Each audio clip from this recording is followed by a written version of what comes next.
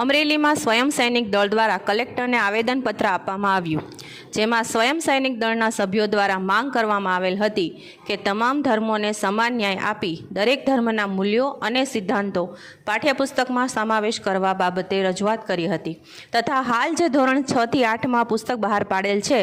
તે એક જ ધર્મના અભ્યાસનું હોય, જેથી તે પુસ્તક બહાર પાડેલ છે તેને પરત ખેંચવા બાબતે રજૂઆત કરવામાં આવેલ હતી। કારણ કે ભારત છે ને એ બિન સાંપ્રદાયિક દેશ છે, બરોબર। હવે જો આપણે સિદ્ધાંતો અને મૂલ્યો જો આપણે એમાં શિક્ષણમાં આપવું હોય, કારણ કે આર્ટિકલ 28 પ્રમાણે કીધું છે, 2928 પ્રમાણે કે ભાઈ આપણે ધર્મનું જ્ઞાન શિક્ષણમાં આપી નથી શકતા, પણ છતાં આપવું હોય તો આપણે બધા ધર્મોના સિદ્ધાંતો અને મૂલ્યો હોય ને એ આપણે એમાં રજૂ કરવા પડે ને એક પુસ્તક બનાવી એ આપણે ભણાવવું પડે। કારણ કે ભારતમાં હિન્દુ સિવાય બૌદ્ધ છે, ખ્રિસ્તી છે, મુસ્લિમ છે, શીખ છે, ઈસાઈ છે, તો આ બધાના જે ધર્મ પુસ્તકો છે, જેમ કે બૌદ્ધનું ત્રિપિટક છે, મુસ્લિમનું છે પુસ્તક બાઇબલ, પેલું કુરાન, ખ્રિસ્તીનું બાઇબલ છે, એમ બધાનું જે કઈ ધર્મ પુસ્તક છે એમાંથી જે કઈ, કારણ કે બધા ધર્મો છે એમાં માનવતા માટે જે કઈ સિદ્ધાંતો અને મૂલ્યો છે એ બધામાં છે, બરોબર। તો આપણો બિન સાંપ્રદાયિક દેશ છે, તો આપણે કોઈ એક ધર્મનું આપણે એમાં સિદ્ધાંત મૂકી ન શકીએ, તો એના માટે એ જે પુસ્તક છે એ પરત ખેંચવા માટે અમે આવેદન દેવા આવ્યા છીએ। અને જો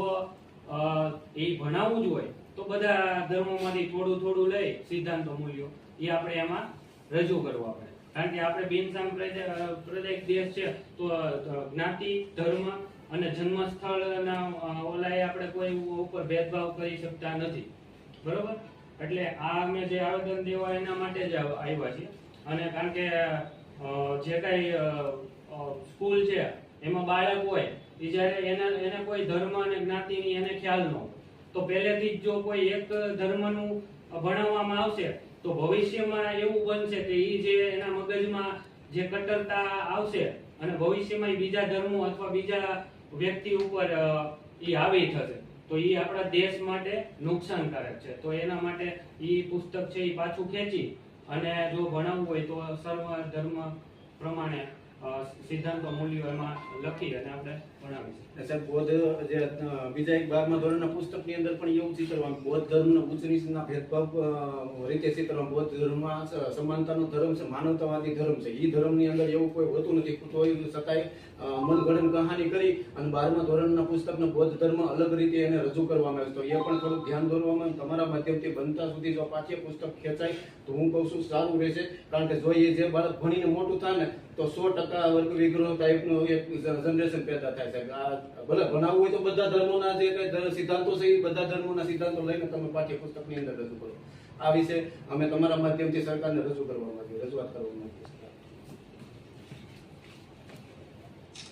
છીએ।